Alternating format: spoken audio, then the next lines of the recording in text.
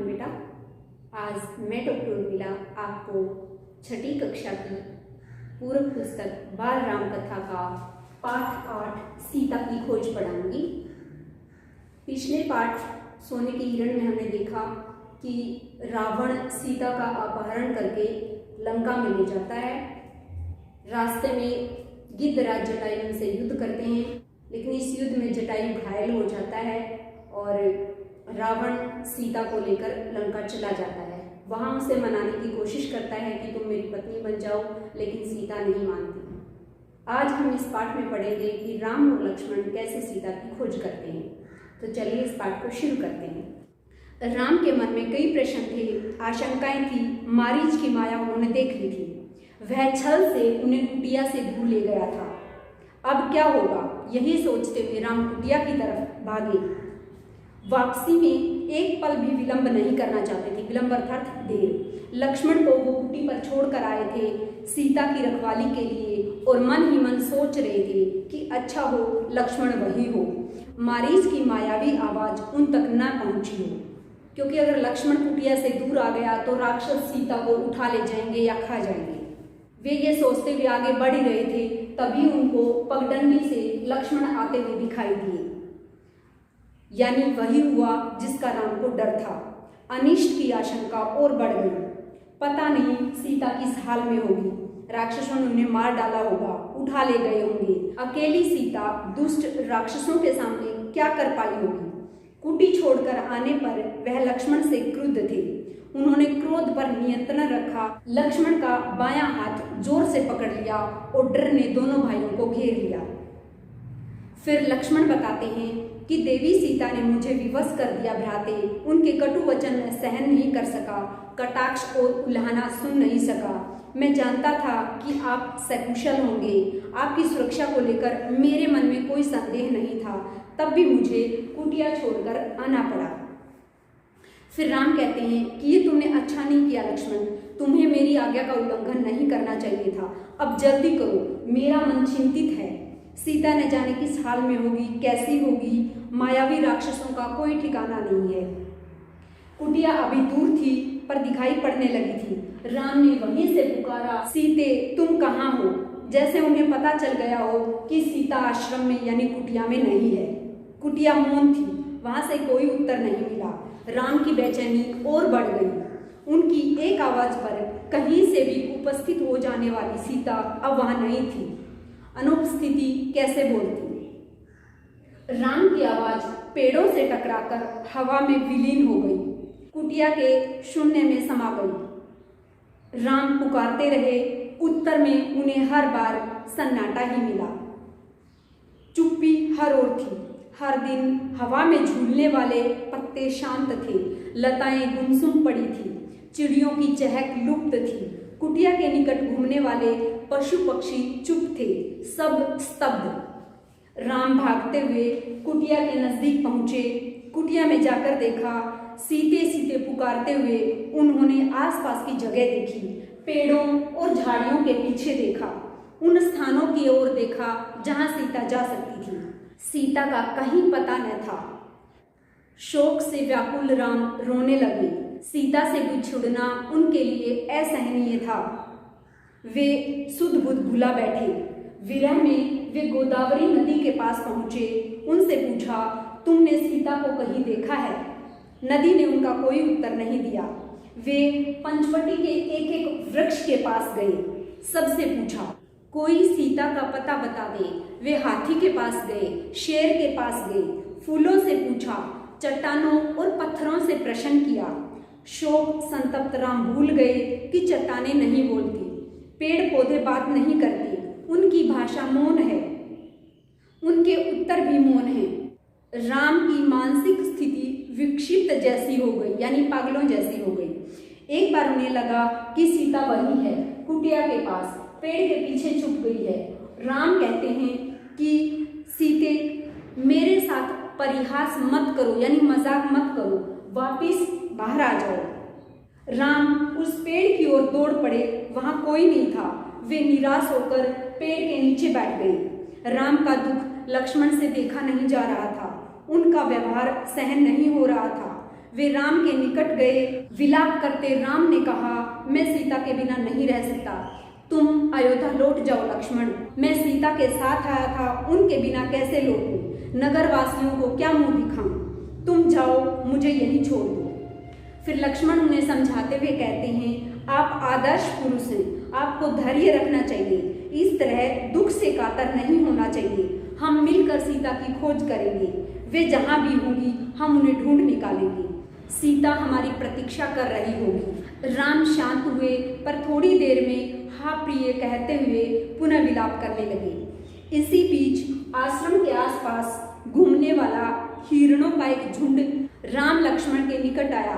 राम को लगा कि हिरण सीता के बारे में जानते होंगे, उन्हें कुछ बताना चाहते होंगे, तो राम उनसे पूछते हैं, हे मृग, तुम ही बताओ सीता कहाँ है?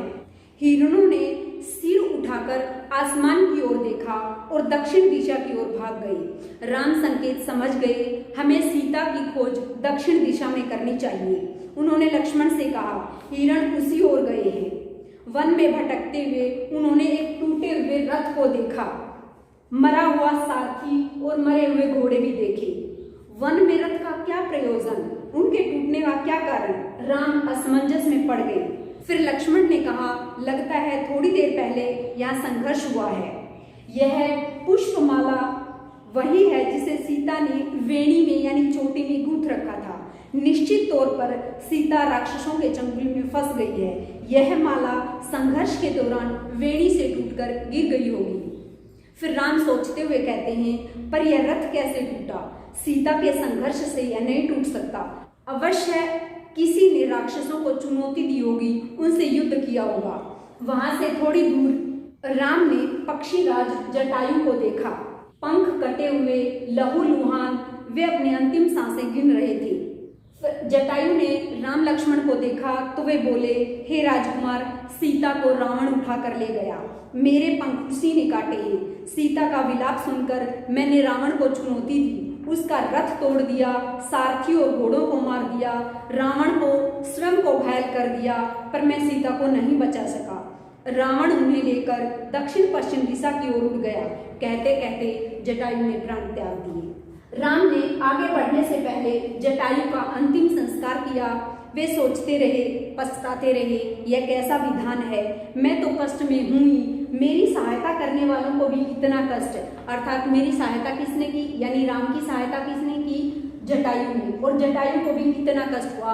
तो राम इससे संतप्त हो जाते हैं, दुखी हो जाते हैं, उनकी आंखें नम हो जाती हैं।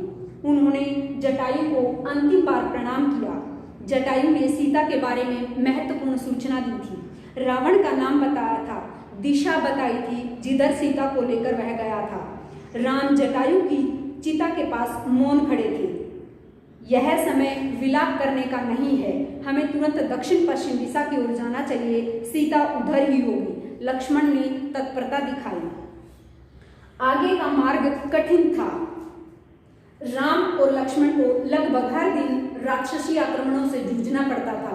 अनेक कठिनाइयां आई, अवरोध मिले, दोनों राजकुमार प्रत्येक बाधा को पार करते चले गए। उनके सामने लक्ष्य स्पष्ट था, दिशा तय थी, उन्हें कोई नहीं रोक सकता था। वन मार्ग जितना कठिन होता, उनकी दृढ़ता बढ़ती गई।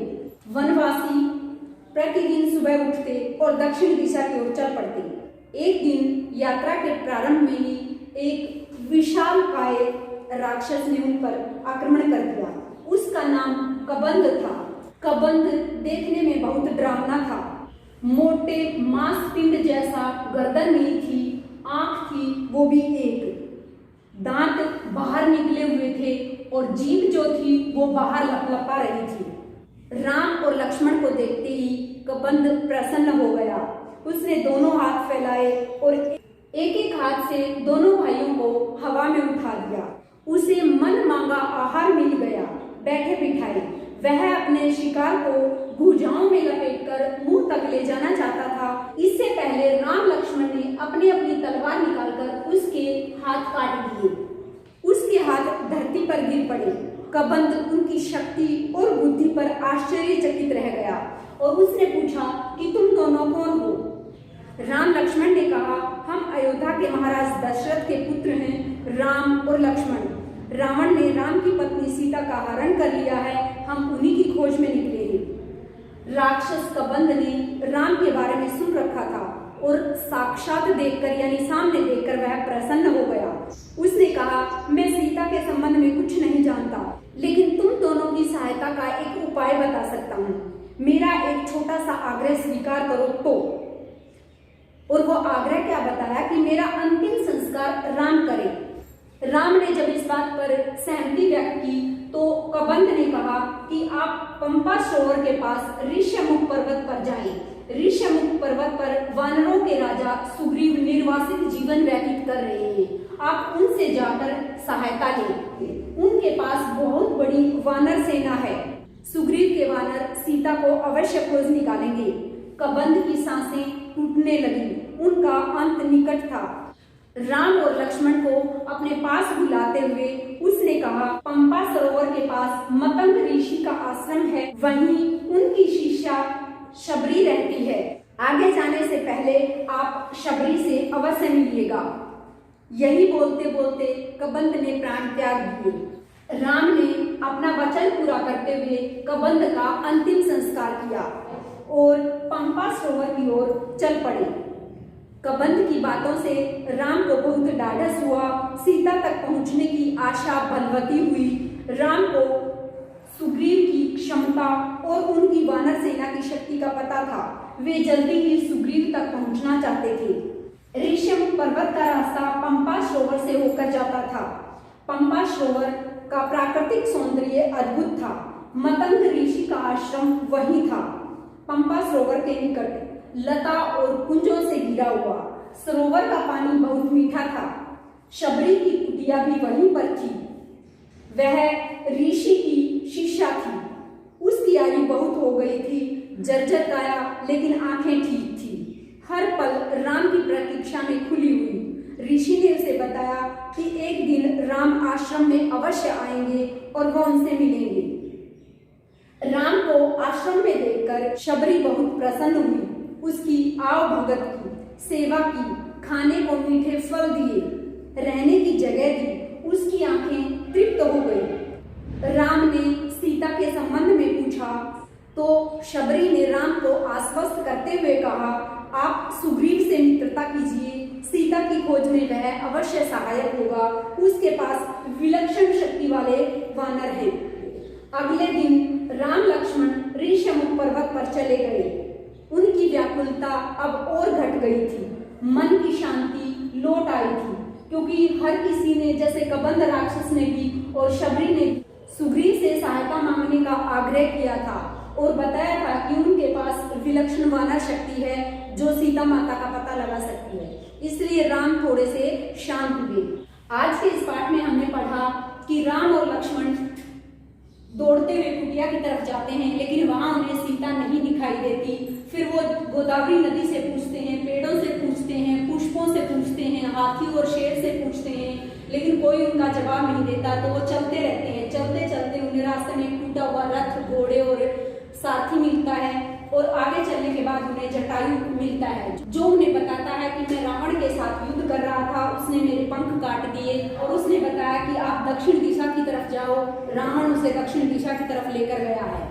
जैसे ही राम आगे बढ़े तो उनका मुकाबला कबंध नामक राक्षस से हुआ। कबंध ने बताया कि आप ऋष्यमुख पर्वत पर जाकर सुग्रीव से मिले। जब वो आगे बढ़े, मतंग ऋषि की शिष्या शबरी से मिले तो उन्होंने भी सुग्रीव का नाम लिया कि आप सुग्रीव से जाकर सहायता लें। अगर आपको वीडियो अच्छी लगी तो इसे लाइक और शेयर जरूर करें।